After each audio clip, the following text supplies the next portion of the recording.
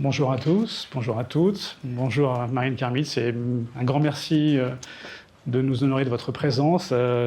Donc le CEC qu'a mentionné notre doyenne, le Centre d'études cinématographiques que je représente, est très heureux de vous accueillir aujourd'hui.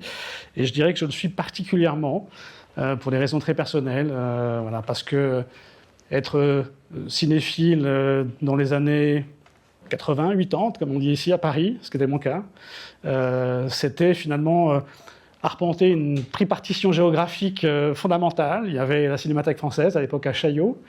Il y avait les salles de répertoire du quartier latin, par exemple le circuit Action de Jean-Max Cos.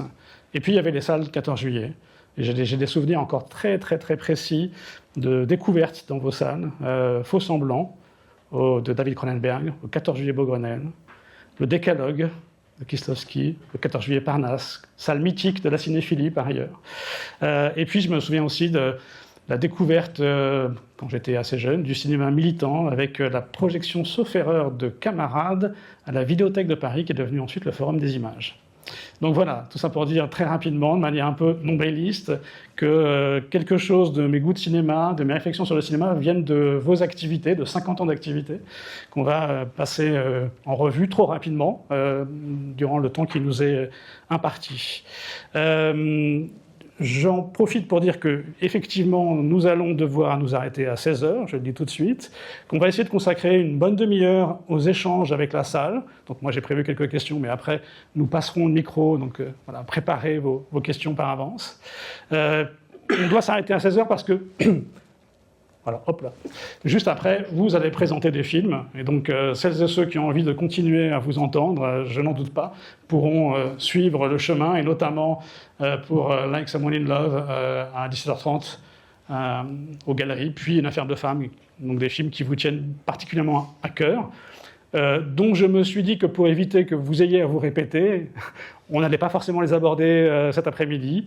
Ça n'empêche pas que si vous souhaitez y revenir, on peut bien sûr y revenir. Mais je n'ai pas prévu d'en parler directement.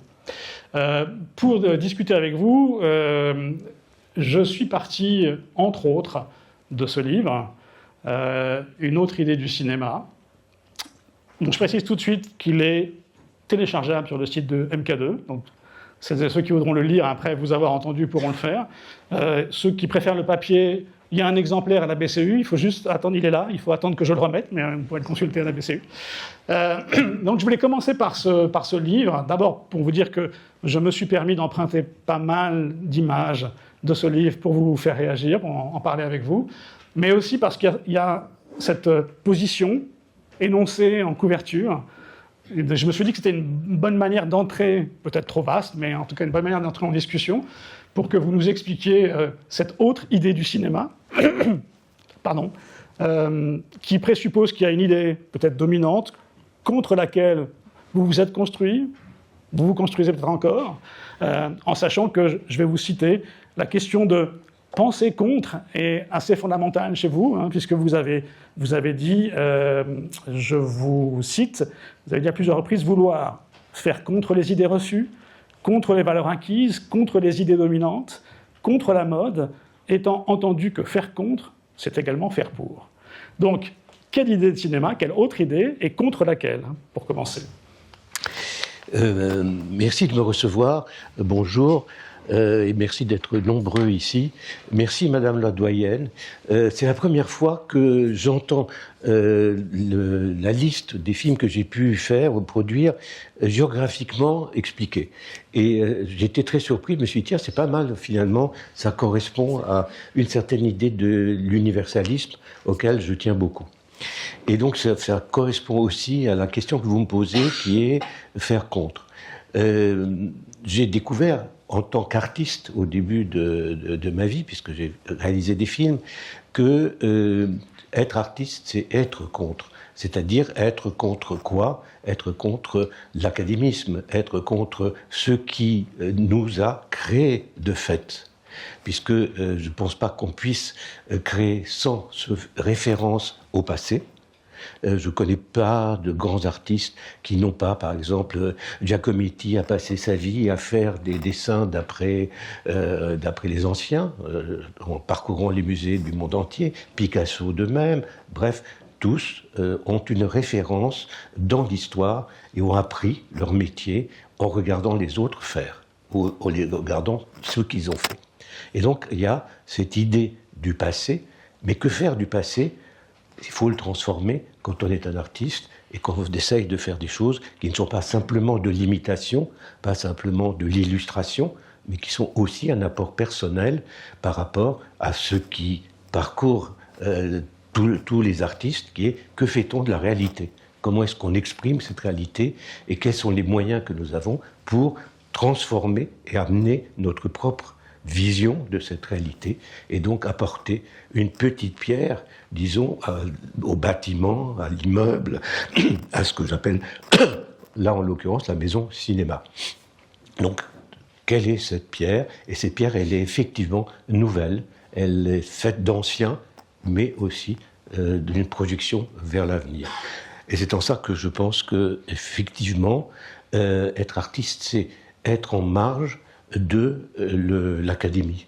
Je n'ai rien contre l'académie, c'est une façon de faire aussi. À partir d'un certain moment, ces artistes en marche sont devenus académiciens pour beaucoup d'entre eux. Mais le problème, c'est que dans le moment où moi je me situe, dans la production de films, c'est avant qu'ils deviennent académiciens, en leur évitant, si possible, de devenir académiciens.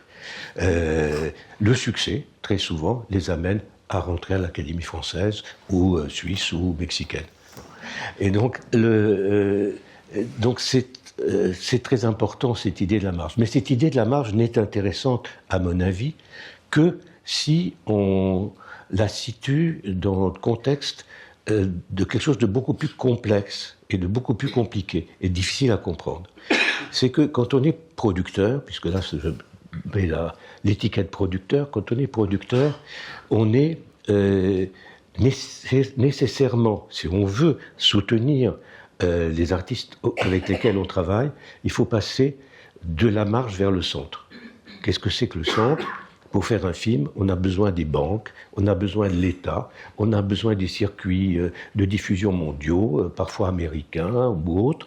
Et donc on est dans une discussion avec justement ce qu'on combat. Donc ça devient compliqué, évidemment.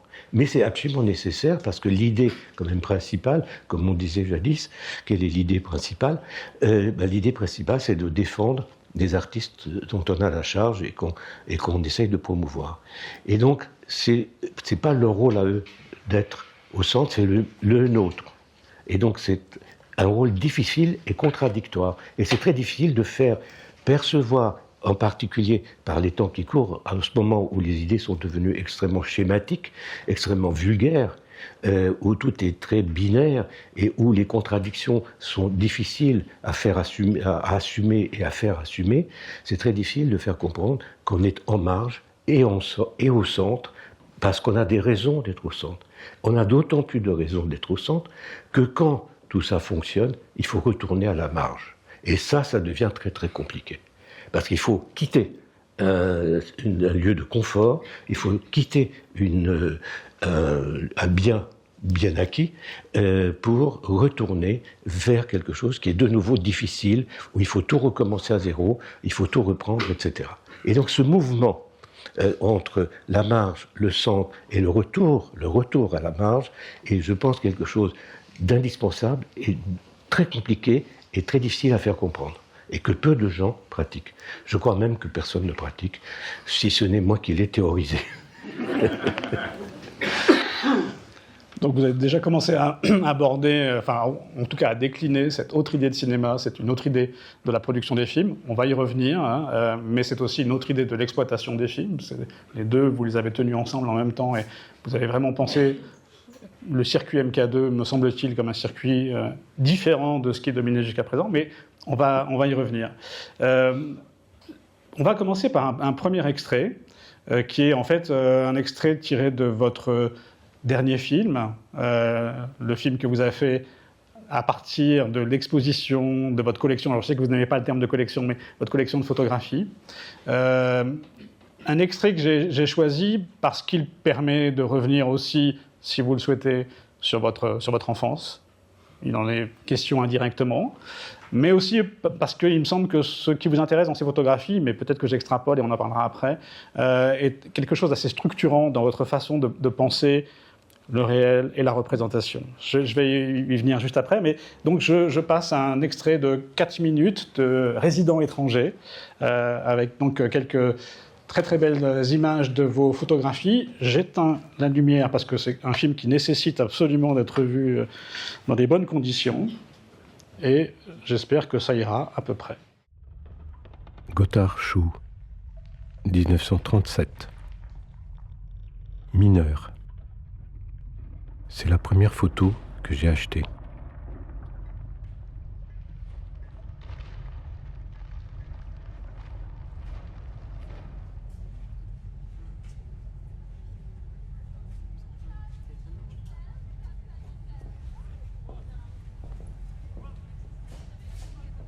Roman Vichniac, 1938-1939.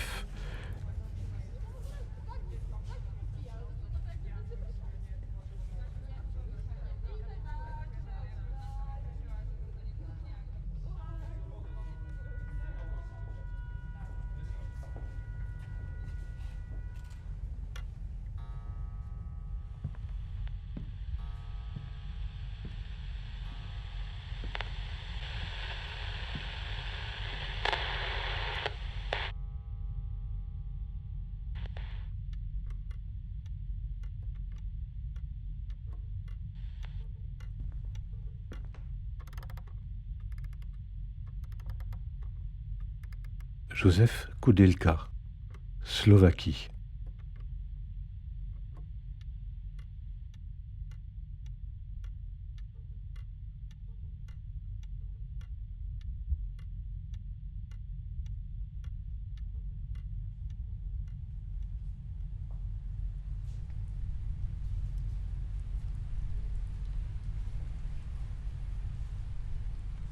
Les lois nazies interdisaient aux Juifs de prendre des photos et d'acheter des pellicules.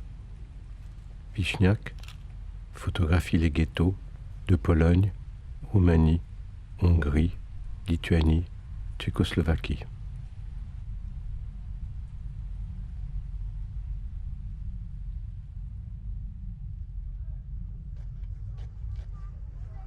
Moï Vert, élève de Paul Klee et de Vassili Kandinsky au Bauhaus. 51 photos de kibboutz de Pologne, Lituanie, Biélorussie, 1937 et 1938.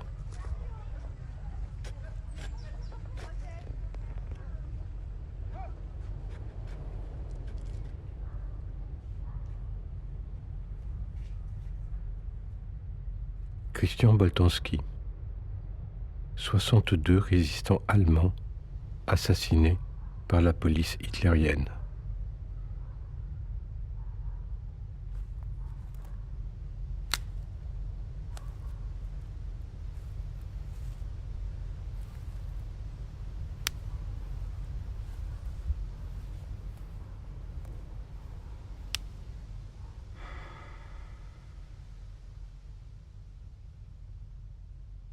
Roman Vichniac, un ancien du village, 1938, un rabbin,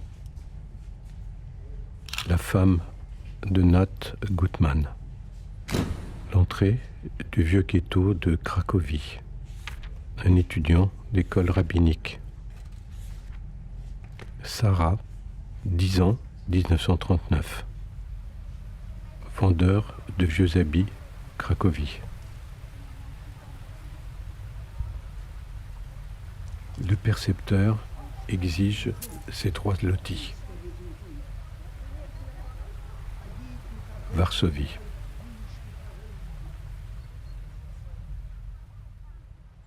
En Roumanie, pendant mon enfance, je vivais entouré de gitans. Josef Koudelka les a photographiés pendant 10 ans entre 1962 et 1971. 1968, entrée de chars soviétiques à Prague.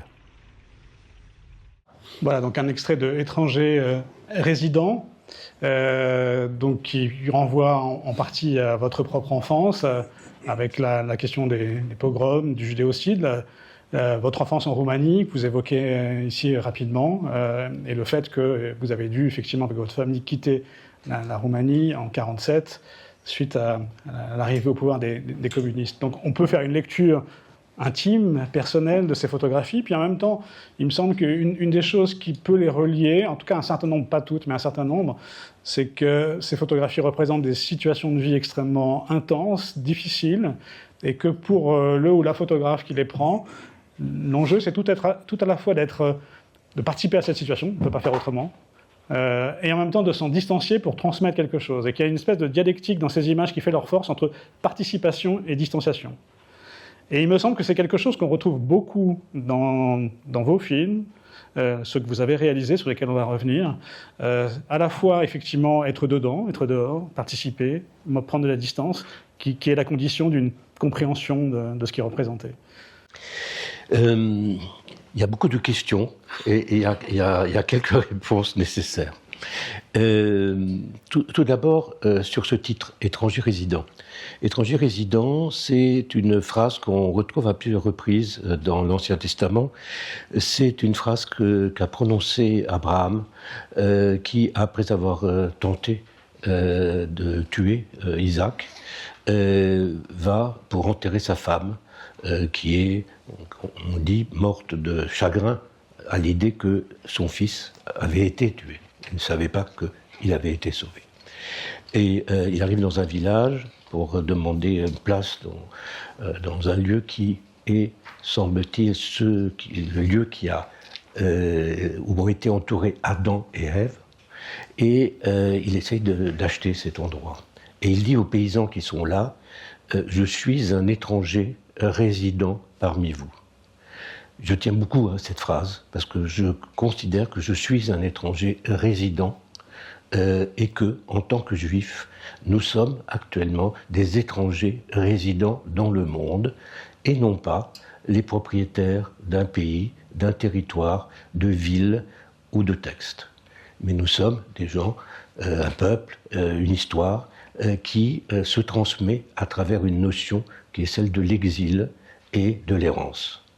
Et de la minorité, et d'une minorité qui a en charge un certain nombre de responsabilités morales, éthiques et humaines, et disons, chargées en tout cas de respecter l'altérité et le respect des autres. Ça, c'est très important, si vous voulez, dans un contexte plus général. Ces photographes sont des photographes qui ont tous essayé de rendre compte, à travers une ou plusieurs images, de cette altérité. Koudelka, qui n'est pas juif et qui n'a rien à voir avec le judaïsme, il a photographié des gitans.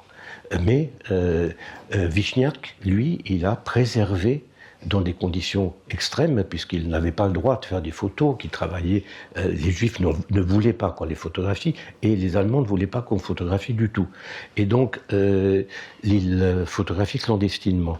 Il n'avait pas le droit à avoir de la pellicule. Les Juifs n'avaient pas le droit d'avoir de la pellicule, et donc c'était compliqué d'avoir même de quoi photographier. Donc il fallait qu'une photo soit la bonne. C'était pas mitraillé comme on fait actuellement. Donc c'est aussi un certain rapport avec une certaine économie de l'art, avec une certaine économie de la photographie. Vichniac a perdu quasiment tous ses négatifs, il en reste un certain nombre, il reste un certain nombre de photos, et heureusement qu'on a son témoignage, c'est quasiment les seuls témoignages qu'on a des shtetl de l'Europe centrale de cette époque. Ainsi de suite, si vous voulez. Et Christian Boltanski, effectivement, a magnifié des résistants allemands, parce qu'on oublie aussi qu'il y a eu aussi des résistants allemands et pas seulement que des criminels. Et c'est aussi très important qu'on le dise. Donc vous voyez, c'est l'utilisation de l'ensemble de ces contradictions dans ces différents pays qui font que ce qui m'a toujours poussé, enfin beaucoup préoccupé, et j'ai toujours été poussé par le besoin d'admettre, ou de défendre le pluralisme, de défendre les contradictions, de défendre la dialectique et pas la pensée binaire qui a lieu actuellement et qui m'est insupportable, de lutter contre l'exclusion et de dire merde à la peur, qu'elle soit idéologique, technique, etc., etc. Et donc, si vous voulez, c'est ça qui constitue l'ensemble de ce que j'ai essayé de faire, qui est la base de ce que j'ai essayé de faire. Et le tout avec des photos qui ne vous donnent pas des leçons de militantisme ou des leçons de drapeaux dressés, etc., et où chacun apporte son manger, et on est dans une auberge espagnole où chacun a la possibilité d'imaginer quelque chose derrière ces photos, d'y apporter vraiment ses propres émotions et ses propres sentiments. En gros, voilà, je résume très rapidement cela, et ça s'exprime dans cette exposition à laquelle que j'aime beaucoup, à laquelle je tiens beaucoup, qui s'appelle L'étranger résident. Bon, ça permet de rappeler quelques valeurs qui, effectivement, vous sont chères, plus que chères, et depuis toujours. Et donc maintenant, ce que je vous propose, c'est de reprendre un peu l'ordre chronologique, donc de revenir assez loin en arrière, et notamment à vos années, je dirais, entre guillemets, de formation. On est toujours en formation, mais il y a un moment où, effectivement, vous êtes passé par l'IDEC. Donc j'ai choisi quelques images, et puis je me suis proposé de tirer un fil très particulier, qui peut-être est totalement à côté de la plaque, c'est vous qui me direz. Alors, il faut que ça marche déjà. Voilà, donc ça se regarde de gauche à droite. Liberty Bell, un film de Pascal Canet que vous connaissez peut-être, 20 ans en 60, alors vous aviez 22 ans en 1960, mais la proximité avec le film qui m'a un peu sauté aux yeux, c'est qu'on a affaire à des jeunes cinéphiles qui sont pour certains très préoccupés par les questions politiques, et notamment l'engagement contre la guerre d'Algérie, c'est votre cas en même moment, et dans ce film, il y a un professeur de philo qui défend les militants du FLN, qui est très impliqué, et donc qui ressemble étrangement à Francis Janson, du réseau Janson, auquel vous avez participé. Mais ce que j'ai voulu tirer comme fil, c'est le fait que dès ce réseau Janson, que vous avez évoqué plusieurs fois dans plusieurs entretiens, vous insistez sur l'admiration que vous avez eue pour l'engagement de deux femmes en particulier, que j'ai nommées ici, Michel Firck, par ailleurs critique de cinéma positif, et Cécile de Cugis, monteuse, qui toutes les deux ont payé très cher leur engagement. Donc, vous avez évoqué votre compagnonnage avec des femmes en lutte, et ce qui est assez étonnant, c'est que dans les années 60, ce compagnonnage, ces collaborations avec des femmes en lutte, c'est vraiment, il me semble, un des fils rouges possibles. Vous êtes assistant, donc après l'IDEC, vous êtes assistant notamment d'Agnès Varda sur Cléo 5 à 7, auprès de laquelle vous dites, comme avec Godard, avoir désappris. Vous l'avez redit hier soir, vous en avez reparlé à la cérémonie d'ouverture des rencontres. Mais vous travaillez aussi avec Marguerite Duras, ça a été rappelé tout à l'heure par notre doyenne, qui écrit Nuit noire, Calcutta, un court-métrage que vous réalisez en 1964. Vous écrivez avec Catherine Martin, qui joue aussi l'un des deux rôles principaux, 7 jours ailleurs, dans lequel vous citez, j'ai choisi cette image délibérément, À bientôt j'espère, de Chris Marker et des groupes Medvedkin, où en plus vous faites un choix de citation que je trouve très particulier, puisque vous vous arrêtez sur un moment dans le film de Marker où, en un sens, Marker filme un peu contre la parole de l'ouvrier qui est en train de parler, qui parle de son aliénation, pour aller vite, qui parle de celle de son épouse, mais qui parle à la place de son épouse, et donc il ne voit pas qu'elle contribue à son aliénation, pour aller vite. Et Marker glisse tranquillement vers le portrait de l'épouse, et donc c'est ce moment-là que vous choisissez comme citation.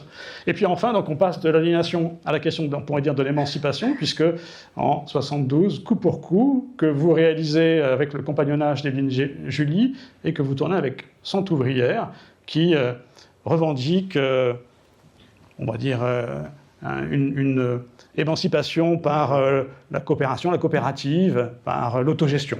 Le droit à la parole. le droit à la parole d'abord, et puis l'autogestion aussi après, puisque c'est un peu ce vers quoi elle volait. Donc voilà, j'étais très frappé en regardant ça, en me disant que je ne connais pas beaucoup d'autres cinéastes hommes, dans les années 60 en France, qui peuvent se prévaloir d'une trajectoire comme ça, où le compagnonnage avec des femmes en lutte est si fort. Donc j'aurais aimé que vous réagissiez là-dessus. Ben, écoutez, je suis très heureux que vous parliez de cela. J'allais vous en parler même, mais je suis heureux que ce soit vous qui en parliez. Il y a peut-être pas tout à fait... la relation n'est pas évidente entre le combat de quelques camarades, Michel Fir qui était en classe avec moi à l'IDEC, et Michel Fir qui est une militante remarquable qui s'est suicidée en Bolivie, au Chili. Au Guatemala, non ? Au Guatemala peut-être, oui. Et qui s'est suicidée pour ne pas être arrêtée et être obligée éventuellement de donner des camarades de lutte. Donc le problème, si vous voulez, de l'affaire Janson, c'est quelque chose de différent. Ça a été pour moi un grand moment d'apprentissage.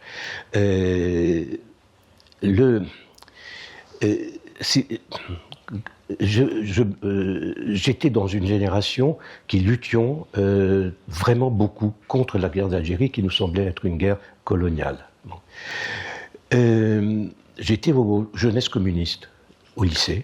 Ça, c'était donc avant même ce moment avec Michel Fierck, qui était plus tard à l'école de cinéma. Et donc, j'étais au lycée, et j'étais secrétaire de cellule. J'avais été élu secrétaire de cellule. J'avais fait passer une cellule inexistante de 7 à 70, en quelques mois. Et j'ai été convoqué par la cellule des professeurs communistes, la cellule communiste des professeurs du lycée, qui m'ont dit la lutte que vous menez, on n'est pas d'accord, et vous gênez la politique de notre parti, d'alliance avec nos camarades socialistes. Les camarades socialistes étaient en train de mener une guerre, c'était Guy Mollet, etc., qui menait, Mitterrand, qui était ministre de l'Intérieur, qui menait une guerre coloniale, à nos yeux, à l'époque, en Algérie. Et donc, il faut arrêter. J'ai dit non, et j'ai été exclu, d'une façon extrêmement intéressante, puisque je n'ai pas eu d'exclusion officielle, mais je n'avais plus aucun moyen pour militer avec ma cellule. Plus de locaux, plus d'affichage, plus de possibilités d'avoir des copains qui viennent distribuer des tracts. Nous, on n'était plus appelés à distribuer des tracts dans les autres lycées, etc.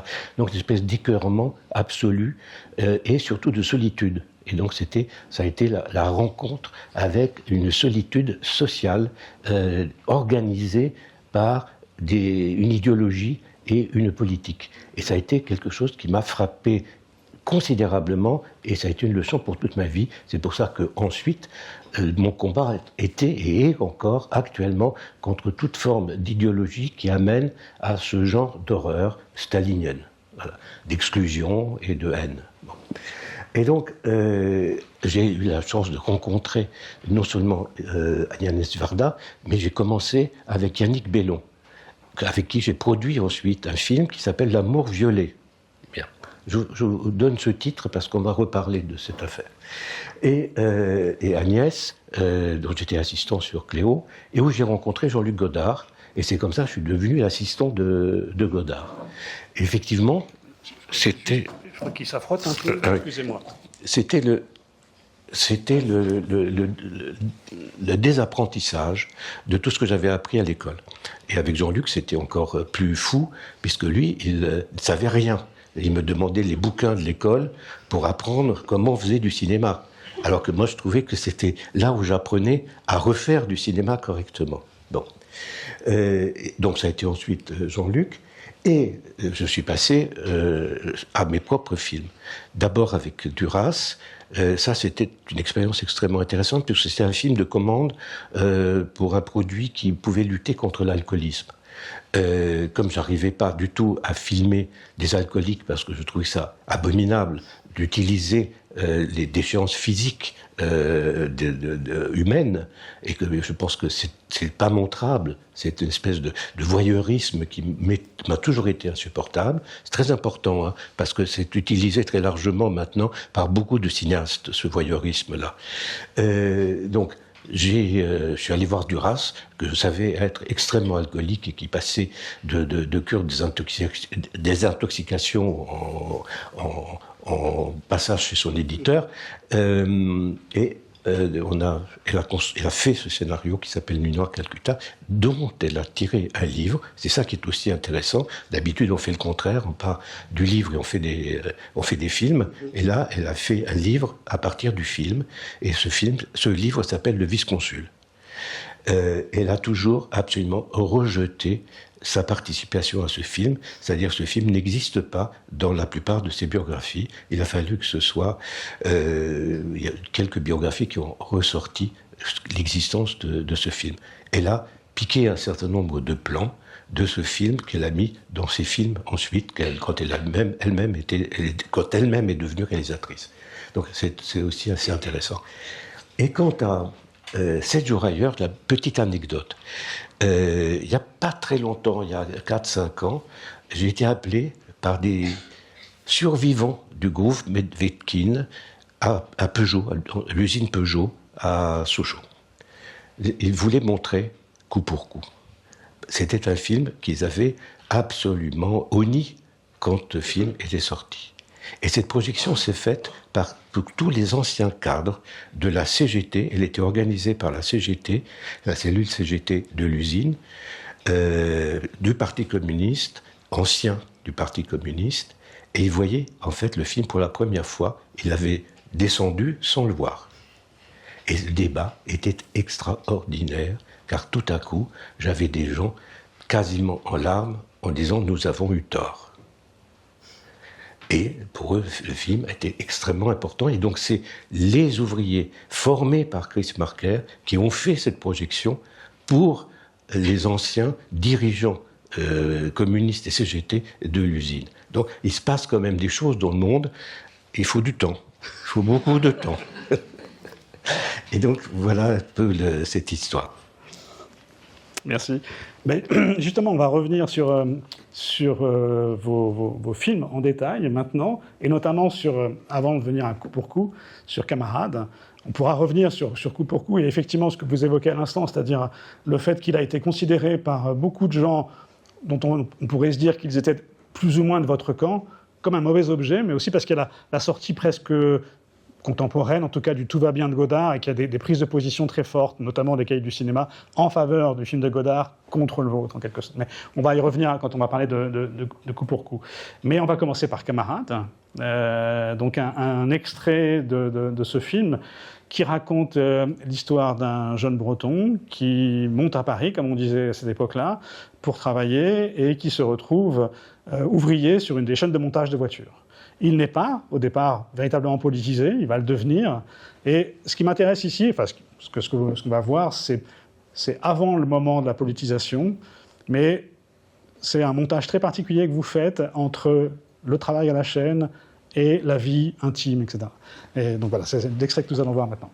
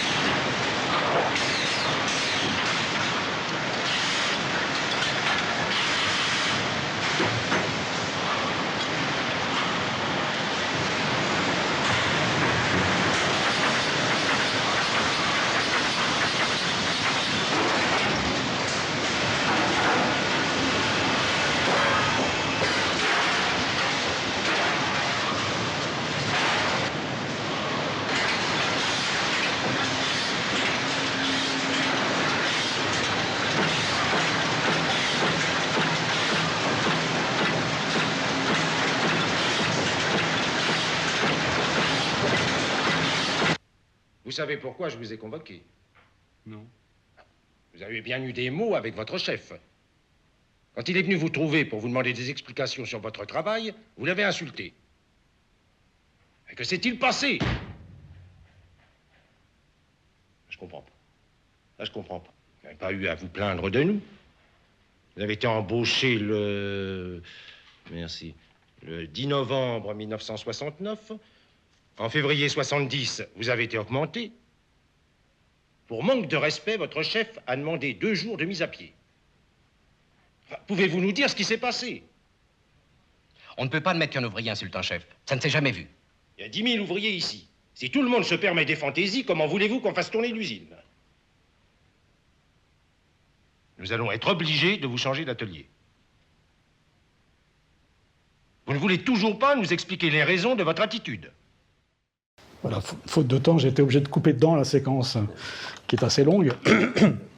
Mais ce sur quoi j'aurais aimé vous interroger, c'est un peu sur les principes qui président à ce film. Je trouve qu'aujourd'hui, quand on le voit, il a encore une dimension assez étonnante, fascinante, parce que, en tant que film politique, il semble essayer de concilier deux formes pour aller vite très différentes. D'un côté, on voit qu'il y a quelque chose qui relève, pour aller vite, du néoréalisme. On sait que vous vénérez Rossellini, dimension documentaire très forte, encore plus forte d'ailleurs, je trouve, dans Coup pour coup.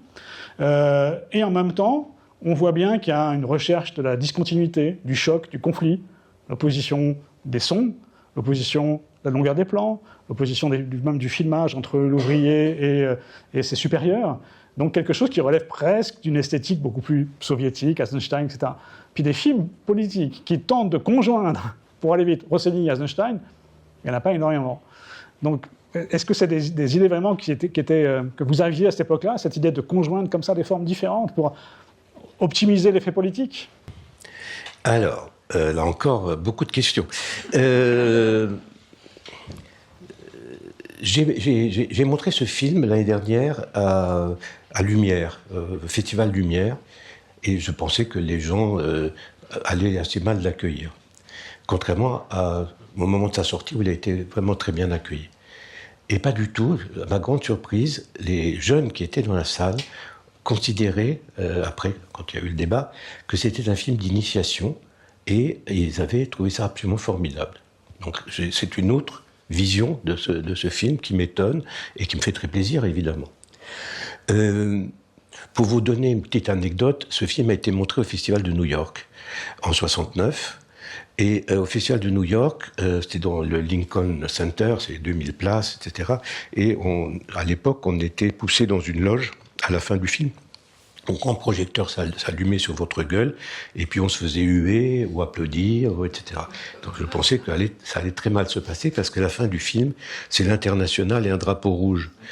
Et donc, je m'attendais au pire, et je me présente en martyr, et pas du tout, la salle debout, en train de chanter l'Internationale à New York en 69.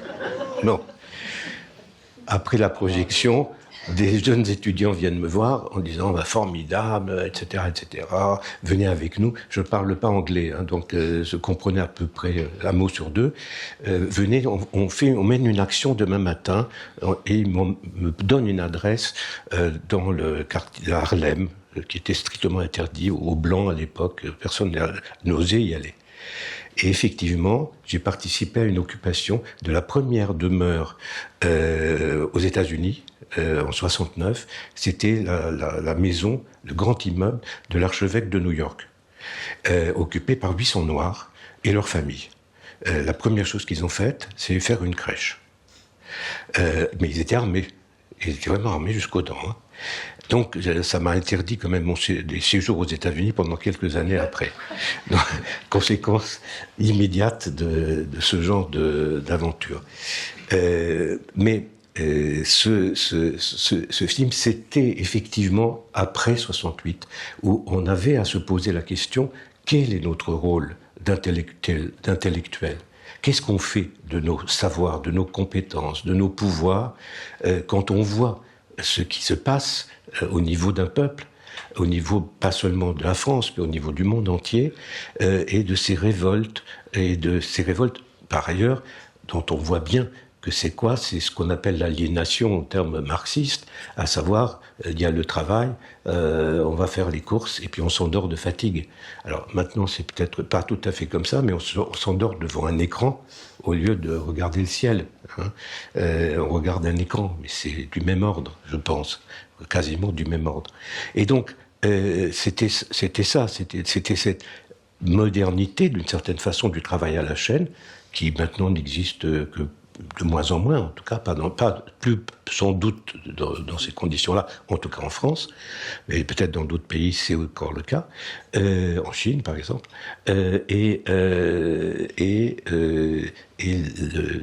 l'existence humaine, le quotidien, la solitude. Le garçon qui joue dans le film, c'est un ouvrier que j'ai rencontré en mai 68 et qui était avec un de ses copains qu'on voit aussi dans le film, des dirigeants de la grève de Citroën Nanterre et qui ont mené cette grève exemplaire dont Yann Lemasson a fait un film. Et donc il est dans le film aussi de Yann Lemasson. Et c'est avec lui que j'ai écrit le scénario qui en fait est une adaptation d'un livre de Cesare Pavese. Donc maintenant vous savez tout, tous les secrets. Et on peut ajouter que Yann Jiquel est devenu ensuite un des exploitants du réseau MK2, 14 juillet Beaugrenelle notamment. Après Camarade, un extrait de Coup pour coup, et on peut revenir après justement sur la polémique ou l'opposition avec Tout va bien que vous avez évoqué tout à l'heure, parce qu'on va se rendre compte, en tout cas pour celles et ceux qui ne connaissent pas ce film, qu'effectivement les partis pris que vous adoptez sont très différents de ceux de Godard à la même époque, et Godard vous a même apostrophé là-dessus à cette époque-là en disant, si je me souviens bien, Marine, tu sautes une étape dans la dimension politique, et l'étape que vous sautez, vous allez directement en fait à l'idée de faire un film avec les gens, véritablement. Donc, avec tout ce que ça implique, sur lequel on peut revenir après, c'est-à-dire notamment un film qui est totalement co-signé, il y a un générique qui est uniquement classé par ordre alphabétique, pour tout le monde, et puis aussi un film qui est produit avec le même salaire pour tout le monde. Donc la question de l'autogestion, on pourrait dire, qui est thématisée, elle est en quelque sorte aussi intégrée dans le mode de production du film. Rajoutons à ça que les ouvrières que nous allons voir, j'ai choisi la séquence d'ouverture, les ouvrières que nous allons voir sont vraiment des ouvrières, et ça s'entend quand on est français, on entend bien au phrasé, au particulier, etc., de ces personnes. Donc voilà, vous faites vraiment un film qui, en termes de choix politique, n'a pas grand-chose à voir avec le Tout va bien de Godard. Donc on regarde juste l'introduction, et après je vous laisse réagir.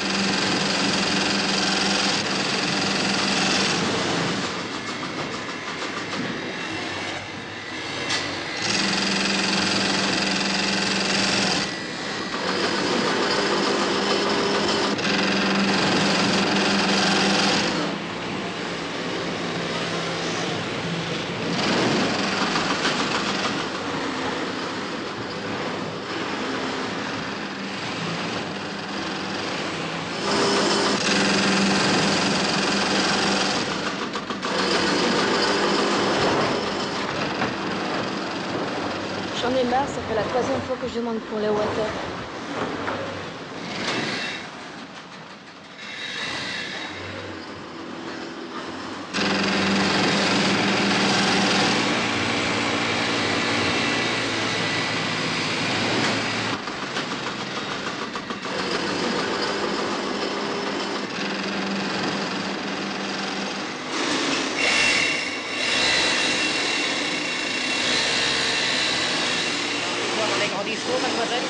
pas trop l'histoire, elle me demande des ciseaux, alors je lui passe. Ah oui, c'est toujours l'histoire de ciseaux, alors ça continue Non, toute la l'autre jour, journée. c'est le Depuis ce crayon. matin, ça continue comme ça l'histoire de ciseaux. Je vais pas lui Des passer les sanctions ciseaux. quand même, je ne veux pas constamment contre vous. Mettez les sanctions, mais vous croyez mieux de lui passer les ciseaux, ça Bon, l'arrangerait. je vais voir ça, je vais m'en occuper. Hein. Bah, ça fait 3 jours qu'elle vous les demande, les Enfin, ciseaux, alors c'est après que je m'arrête de travailler.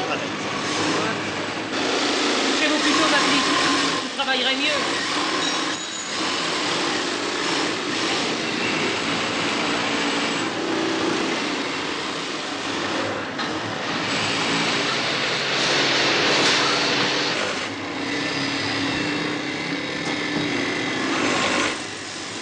Alice, c'est pas bien de mourir comme ça, non mais t'es pas malade, idiote.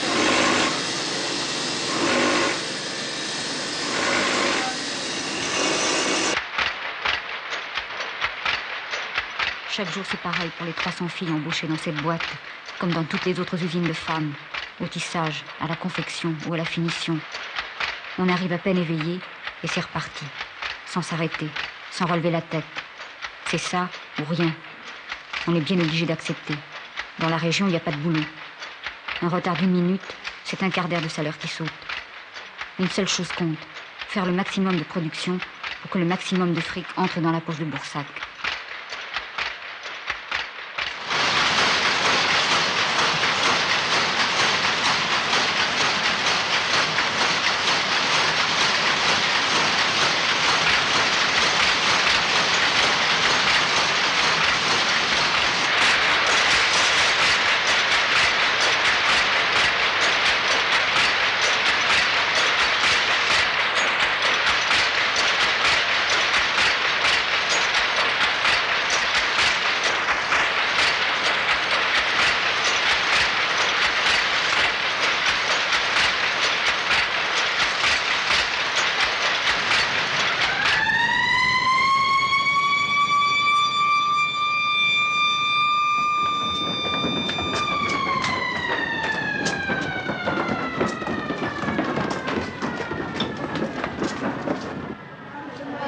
Alors, Alice, t'es satisfaite de ta paix? Regardez-moi ça pour le...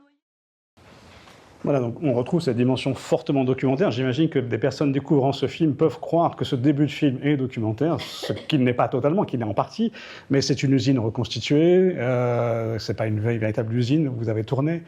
Et ce qui m'intéresse aussi, c'est, alors on peut revenir sur la polémique avec Tout va bien de Godard et avec Godard, mais c'est aussi le fait qu'entre les deux films, entre Camarades et Coup pour Coup, on se rend compte quand même que votre façon de filmer le travail a un peu changé. Vous étiez un peu insatisfait par rapport à la manière dont vous aviez représenté le travail sur Camarades. Oui, c'est-à-dire que... Alors, tout d'abord, cette usine était vide. Personne ne voulait nous louer une usine en activité, et donc on a trouvé cette usine vide, et encore avec beaucoup de chance, et donc on a équipé, et on a construit nous-mêmes les chaînes, ce qui fait qu'à la fin, on sortait des pantalons. Donc on distribuait à l'équipe, donc on faisait des pantalons. Bon. Comme quoi on peut faire des usines textiles pour pas très cher. Et bon, on les vendait pas. L'ensemble de ces ouvrières, après avoir vidé, foutu à la porte, me demandant de foutre à la porte les actrices, parce que j'avais mélangé actrices et ouvrières, elles m'ont dit, elles parlent faux, et donc il faut qu'elles partent, parce qu'on ne parle pas comme ça. C'est très important. Moi, j'étais très attaché à ce problème de langage, et cela était issu de mon travail avec Marguerite Duras et avec Beckett, parce qu'il portait là-dessus. Il portait sur le langage et la façon, le rythme des mots, et, etc., etc. Et donc, je me suis aussi posé la question de comment, quand il s'agissait d'autres classes que des classes dirigeantes qui avaient appris à parler français à l'école, dans les écoles supérieures souvent, comment ça se passait, comment cette langue était formée. Et c'était prodigieux, effectivement. Pour moi, cette langue des ouvrières était essentielle. Il se trouve que c'est ce qui a choqué, entre autres, éminemment les représentants de la CGT. J'ai eu une projection une fois avec les représentants à Villerupt, avec les représentants de la CGT. Il y avait la chef de la CGT qui était exactement comme la chef qui est là, habillée comme elle, etc., et qui parlait autrement. Et il trouvait que le langage des ouvrières, elle disait, elles ne parlent pas comme ça. Donc elle voulait que ces ouvrières parlent le français de l'ENA, sans doute. Bon. Donc, c'était pas tout à fait comme ça. Bon, c'est une petite anecdote. Mais la bagarre avec Jean-Luc a porté sur quelque chose de très essentiel, et puisqu'on est dans une faculté, je crois que c'est un élément de discussion. Il a fait un remake de ce film. Un vrai remake, c'est-à-dire l'histoire, le départ, c'est les femmes dans une usine qui se mettent en grève, occupent leur usine, etc. Simplement, c'est produit avec l'argent des Américains, et c'est Yves Montand et Jane Fonda qui jouent dans le film. Et la théorie de Jean-Luc était de dire, moi, Jean-Luc, réalisateur, ce qui est important, c'est ma vision des luttes ouvrières et de ces histoires. Ma position personnelle était qu'après ce qui venait de se passer en 68, notre rôle était d'utiliser nos compétences, nos pouvoirs, etc., pour donner la parole à des gens, des parties entières de la société qui n'avaient pas la parole, qui ne l'avaient jamais eue, ou très rarement, et qu'il fallait essayer de leur donner la parole à travers et avec notre savoir et nos compétences, mettre nos savoirs au service de ces paroles-là, qui étaient des paroles interdites. Bon. C'était en fait, à l'époque aussi, parmi les premières grandes grèves de femmes, qui étaient très peu organisées en syndicats à l'époque, et c'était essentiellement dans les industries textiles. En 1973, il y a eu une grève exemplaire, extraordinaire, en France, qui était celle des usines LIP, où il y avait aussi, c'était une usine de montres, dans le Jura, et cette usine s'est mise en grève. Il y avait beaucoup de femmes et des dirigeants qui étaient de la CFDT, pas de la CGT, et beaucoup de prêtres ouvriers qui étaient liés à ces ouvrières qui travaillaient là. Et ça a été une grève extraordinaire puisqu'elles ont elles ont occupé l'usine et elles ont produit et vendu ce qu'elles faisaient. Et l'usine LIP a continué à exister, mais dirigée en autogestion par les ouvrières.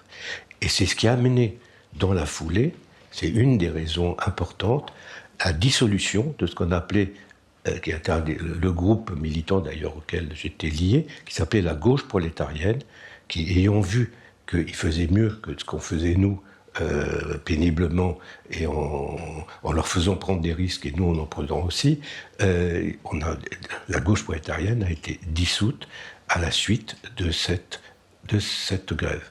La gauche prolétarienne, c'est en fait les groupes militants qui ont créé Libération, le journal, et aussi MK2. Un groupe auquel vous avez appartenu. Oui. Ce qui frappe aussi... dont j'ai été compagnon de lutte et de route. Dans ce que vous dites, dans la discussion polémique avec Godard, ce qui frappe aussi, c'est, il me semble, de votre côté, l'idée de la cohérence du projet en termes de représentation et en termes de production. Il faut qu'effectivement, il y ait une forme de cohérence, alors que chez Godard, c'était utilisons les moyens du capitalisme pour... Et de diffusion. Et de diffusion, parce que ce film ayant été non pas interdit par le pouvoir politique, mais interdit en fait par les exploitants, par le système. Parce que chaque fois que le film passait, c'était vraiment on lançait un désordre indescriptible dans la société. C'est-à-dire que soit les ouvrières se mettaient en grève, et donc c'était des grosses grèves qui démarraient après avoir vu le film, soit des grèves repartaient.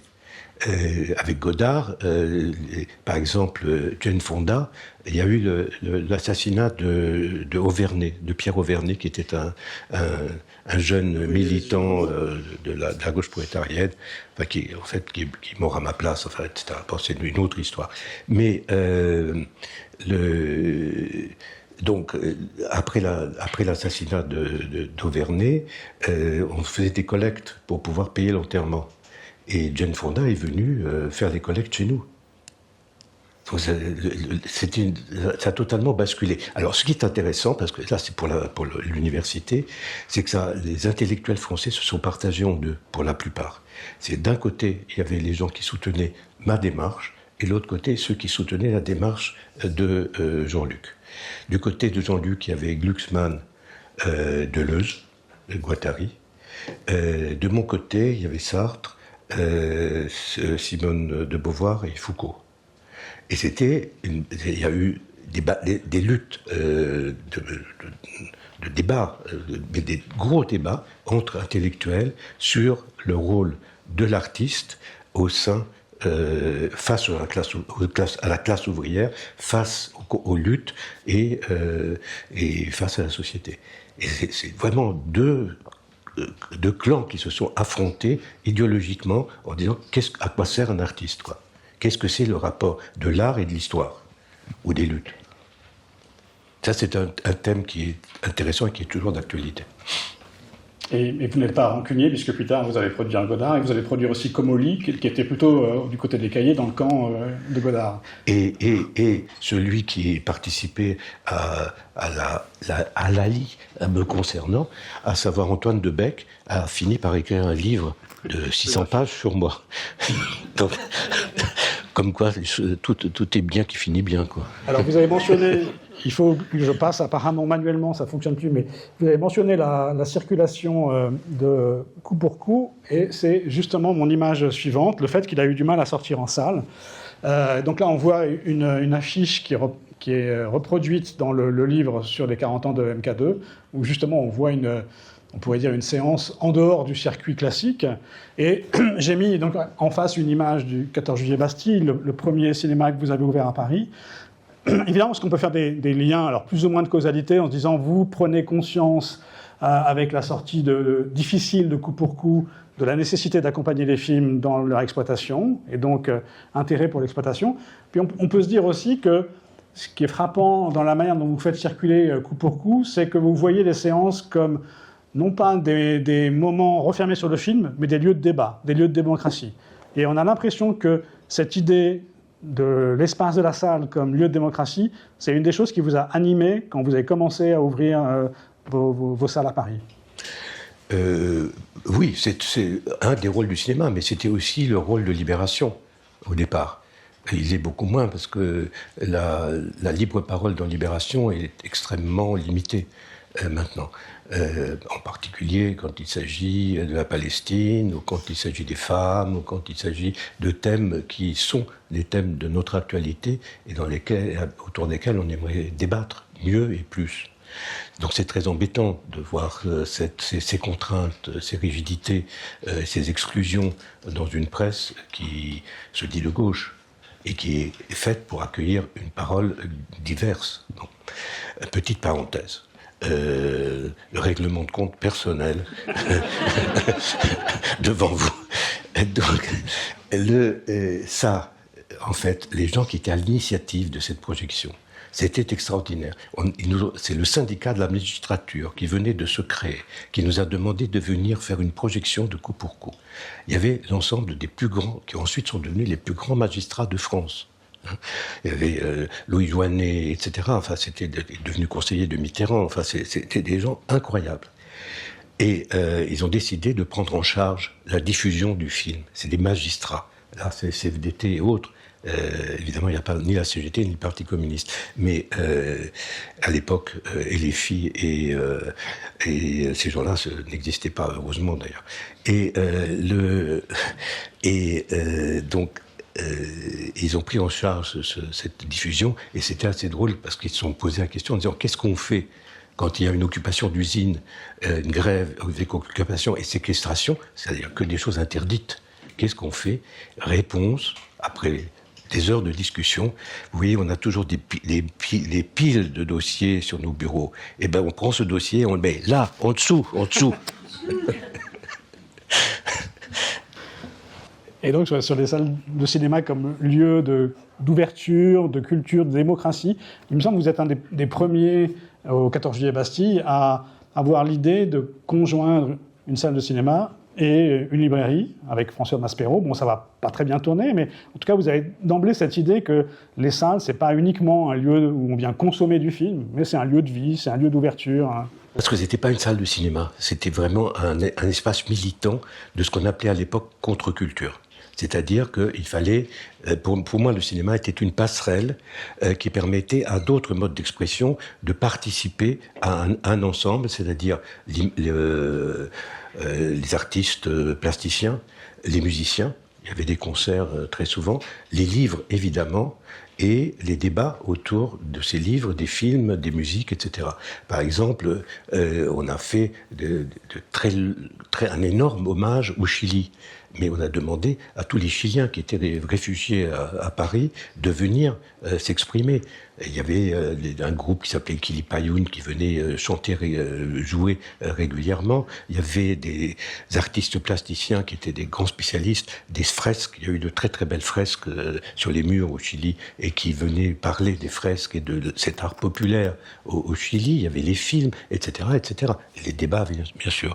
Et c'était très important, parce que ces débats, ils portaient sur la façon dont on militait à l'époque, c'était par thématique, c'est-à-dire l'avortement, par exemple, les homosexuels, les luttes des homosexuels, les prisons, la situation dans les prisons, la folie, c'est-à-dire tout ce travail que faisait entre autres Guattari sur la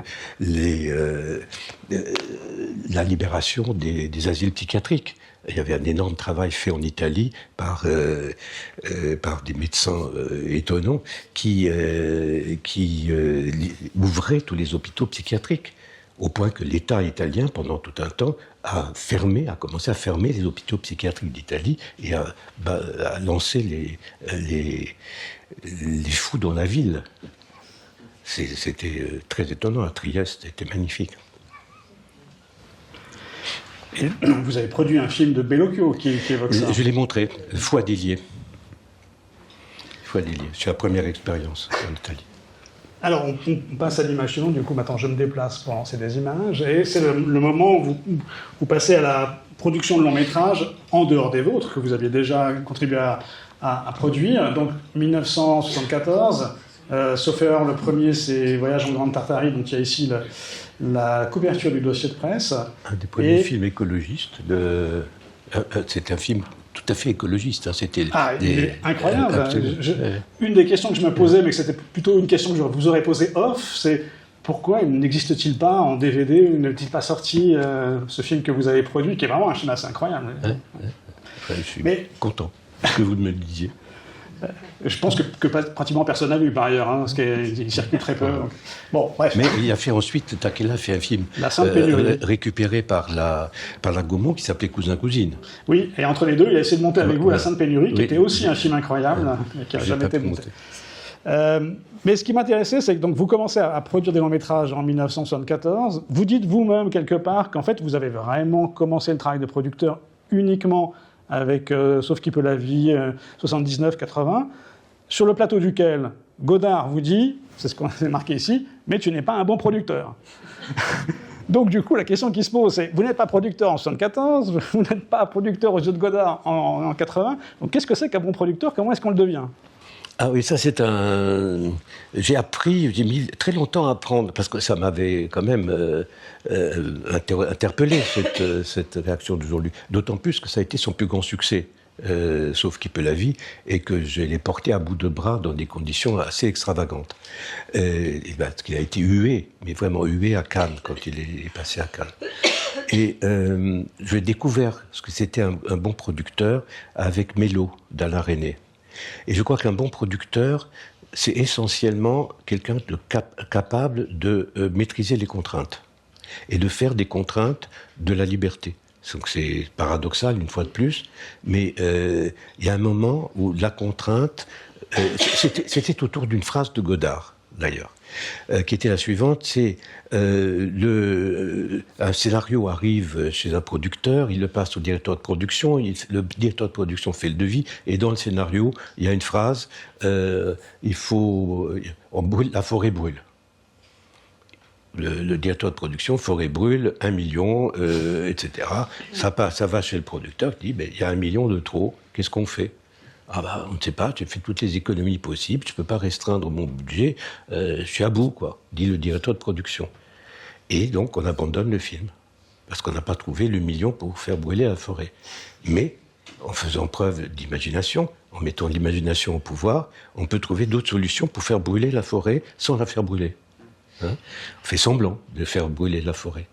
C'est encore plus facile maintenant avec les images artificielles. Et donc, et on fait quand même le film. Et donc, c'est cette idée-là, de cette contrainte et qui est productive, et que j'ai développée dans Mélo d'Alain Resnais. Et on a pu faire le film, et ça a finalement énormément amusé Resnais de se prêter à cette contrainte que personne ne lui demandait auparavant. Et il était intouchable, un peu, Alain. Hein, c'était vraiment le commandeur de la profession. Et là, il a fait le film en 20 jours. Hein. C'était incroyable. Et ça a été un énorme succès. Alors que plus personne ne voulait non plus produire de film d'Alain Resnais. Parce que c'était ça aussi le problème. C'est que, pour moi, ce film-là, c'est un second premier film. Et j'ai fait comme ça 4 seconds premiers films. Le Jean-Luc Godard, Sauf qui peut la vie, Louis Malle, Au revoir les enfants. Personne ne voulait de Revoir les enfants. Il avait fait tous les Champs-Élysées, toutes les boîtes de production, etc. Et comme j'étais la seule qui restait, donc je faisais les poubelles, quoi, le soir. Donc j'étais en train de ramasser la poubelle et j'ai vu un trésor dans la poubelle et j'ai dit je fais. Bon, il pouvait aussi le faire tout seul parce qu'il était extrêmement riche, hein, personnellement. Mais il était aussi très avare et donc il voulait pas dépenser son argent. Il avait peur que ce soit un bide, quoi. Et son frère était producteur, par ailleurs, Vincent Malle aussi. Oui, Vincent travaillait avec lui, mais c'était surtout les héritiers des sucres Béguin. Donc c'était vraiment beaucoup d'argent quand même. Et ça a été un énorme succès. Et ensuite, j'ai fait en second premier film Chabrol, avec le poulet au vinaigre. Et puis, voilà, c'est les 4. Hein. Godard, Resnais, Malle et Chabrol, effectivement. Et en fait, ce que vous venez d'évoquer résonne vraiment avec l'image suivante. Donc, je me permets de passer. Enfin, c'est pas une image, d'ailleurs, c'est une citation de vous. C'est l'idée que vous restez viscéralement attaché à ce cinéma de pauvres, qui a à voir avec la question de la contrainte. C'est-à-dire qu'effectivement, votre capacité à faire des films, on pourrait dire, avec un budget inférieur au budget moyen, vous avez beaucoup fait ça. Et par ailleurs, il me semble que vous êtes un des rares dans les années 80 à faire de manière assez systématique une production sur fonds propres. En grande partie, en tout cas. Au départ, en tout cas, sur fonds propres. Après, j'ai essayé de trouver l'argent. Mais parfois, je n'ai pas trouvé l'argent, et quand je me suis planté, je me suis bien planté. Et si vous voulez, actuellement, l'ensemble de la production mondiale, je pense, est complètement tenu par l'accord donné par des chaînes de télévision, qu'elles soient hertziennes ou qu'elles soient satellitaires ou autres, l'État, l'avance sur recette en France, ou Eurimage, ou d'autres financements de l'État, et puis quelques apports de privés s'ils existent. Et ça signifie des contraintes énormes. Ça signifie, en fait, on ne se rend pas compte qu'on a des comptes à rendre dans ces cas-là, et c'est une espèce de censure non dite qui est vraiment considérable. J'ai eu le luxe, j'ai pu avoir le luxe de faire des films avec mon argent, parce que l'argent que je gagnais sur un film, je le remettais dans d'autres films. Par exemple, par rapport à Chabrol, je lui rendais compte tous les ans en disant, grâce à ce que j'ai gagné sur tes films, voilà tous les films que toi tu as produits finalement.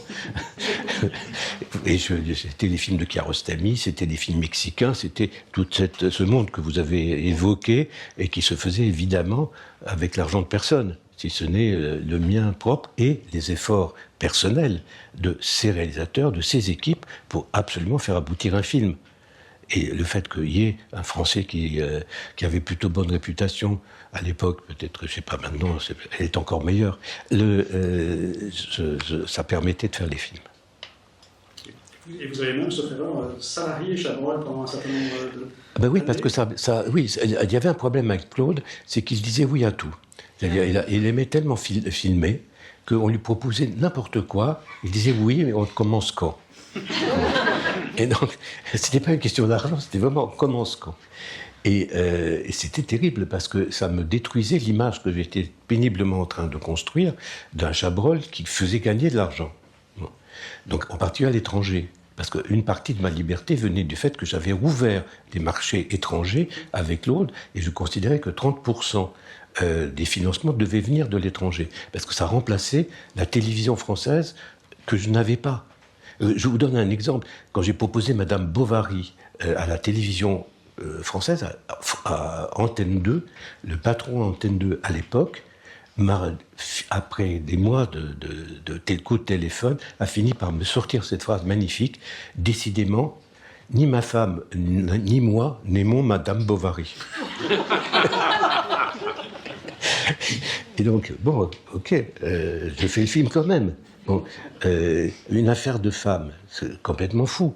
Une affaire de femme, un film sur l'avortement et la peine de mort, c'est impossible à monter, même encore maintenant. Je l'ai montré aux États-Unis, ce film, pour l'ouverture. Le MoMA me faisait un hommage. Ils m'ont demandé quel est le film pour l'ouverture, parce qu'il y a tous nos mécènes qui seront là, etc. Et il a dit, écoutez, il y a un film que personne n'en veut aux États-Unis, donc on va essayer de le passer. On va voir ce qu'ils disent. Bon, si eux disent que c'est pas mal, il y aura peut-être une chance. Ils ont dit d'accord. Et j'ai passé Une affaire de femme. Succès énorme auprès des sponsors, c'est-à-dire des milliardaires de New York. Hein. C'était extraordinaire. C'était des voitures très longues, blanches et noires, qui arrivaient, qui débarquaient, des gens très bien habillés, tout ça. Et j'ai, devant le succès au MoMA, j'ai monté une maison de distribution aux États-Unis.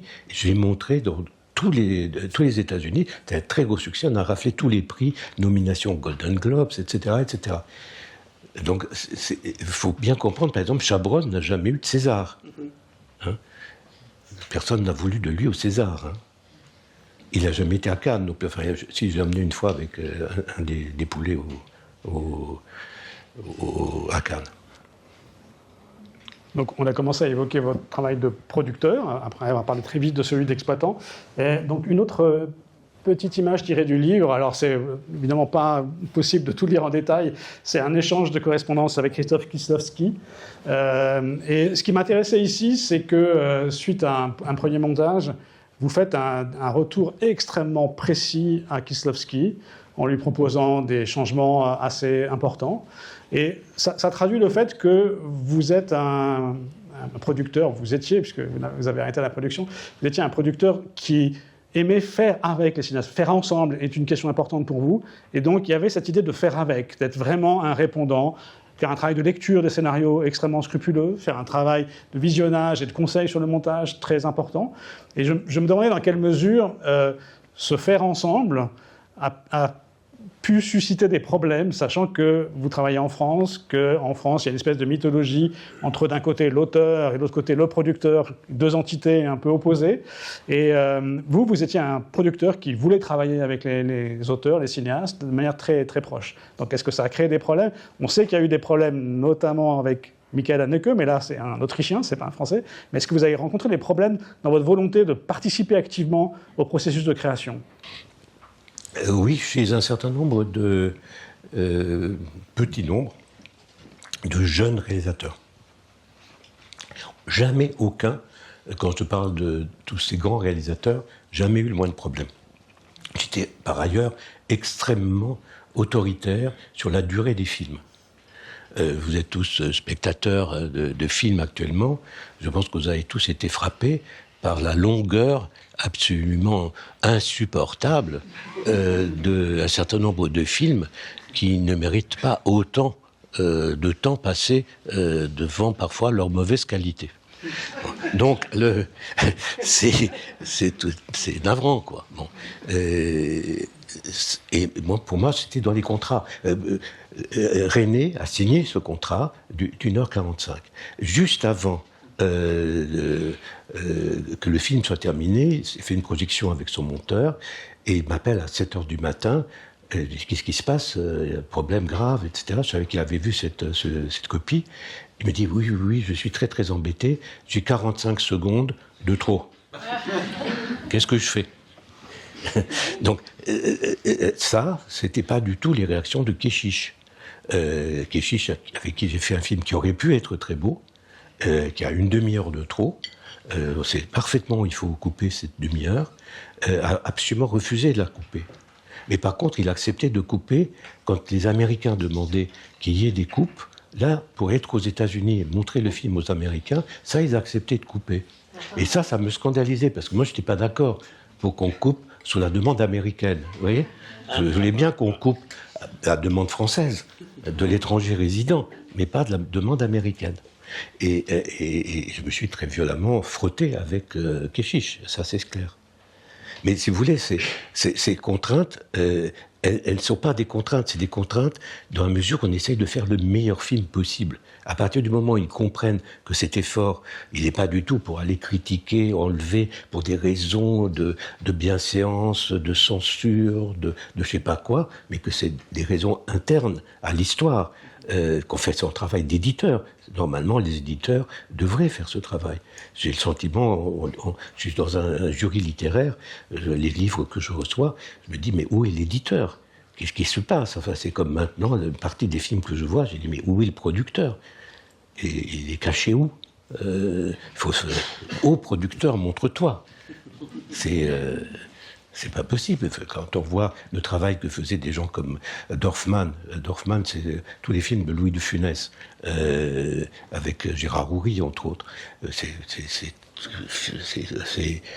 tricoté avec une précision et une maîtrise absolument formidable. Là, on n'est pas à la hauteur. Donc vous avez le sentiment que cette façon d'appréhender la production des films a un peu disparu? Oui, parce que si vous voulez, le système économique a disparu. À partir du moment où effectivement, ça venait pas d'une chaîne de télévision, ça venait pas du centre du cinéma, ça venait de personne. Le point de vue, c'était le mien et il était pour être discuté, comme dans cette lettre. Avec Kieslowski, c'était génial. Il faisait 8 montages. Il partait de 2h30 pour arriver à 1h45. Et 8 montages est prévu à l'avance. Et donc à chaque montage, il faisait participer quasiment l'ensemble de son équipe pour des raisons diverses. Son monteur, son musicien, son assistant, etc. Pour avoir des points de vue. Et c'est un travail d'équipe. C'est ça qui est formidable dans le cinéma. C'est pas un truc pour se détester les uns les autres. C'est un vrai travail d'équipe. Et quand on le réalise en équipe, c'est assez extraordinaire. Et même Jean-Luc, il acceptait tout à fait les critiques. Alors, il nous reste peu de temps avant que je passe la parole à la salle, donc je vais peut-être accélérer un petit peu. Alors, j'avais pensé parler du Festival de Cannes 82, qui est un peu une sorte d'avènement quand même pour MK2. 5 films présentés en compétition, et donc la Palme d'Or pour Yole et la Caméra d'Or pour Mourir à 30 ans. Vous voulez en dire quelques mots? Écoutez, je peux en dire d'abord que c'est du passé, parce que mes fils m'ont battu à plat de couture cette année. Ils ont fait beaucoup mieux que moi. Et ça, j'en suis très fier, parce qu'ils ont raflé tous les prix de Cannes cette année. De la Palme d'Or aux 2 prix d'interprétation, masculin et féminin. Et donc, ils ont eu 7 prix, je crois, plus 15 nominations aux Oscars. Moi, je n'en ai eu que 3. Donc, vous voyez, ils ont fait beaucoup mieux. Et donc, je suis très, très fier. Alors, cette année-là, il y avait Yole. Lui, il sortait de prison. C'était très compliqué parce qu'il fallait que je demande des vrais faux papiers au ministère de l'Intérieur. Et à l'époque, il y avait un personnage extraordinaire avec qui j'avais eu quelques affrontements en mai 68. C'était Maurice Grimaud, qui avait été le préfet de police en mai 68. Et c'était un type formidable. Il m'a donné des vrais faux papiers. Donc en France, c'est très difficile. Hein. Peut-être qu'en Suisse, on peut avoir des vrais faux papiers. En France, impossible. Non, c'est que pour les hommes politiques en France. Et non seulement il m'a donné des permis de port d'armes, il m'a tout, parce qu'il était vraiment en danger de vie et de mort, lui. Et donc il a eu la Palme d'Or. Ensuite, il y a eu le prix spécial du jury avec les frères Taviani. Et donc, il y avait eu la Palme d'Or avec Padre Padron. Et là, c'était La Nuit d'Intermezzo. Mourir à 30 ans, c'était la Caméra d'Or. Il y avait une vraie caméra que Goupil a gardée. Je soupçonne qu'il l'ait vendue sans prévenir. Et vous étiez à Cannes avec 5 films qui étaient encore des films politiques. 12 vraiment, films des films à politiques. Skolimowski.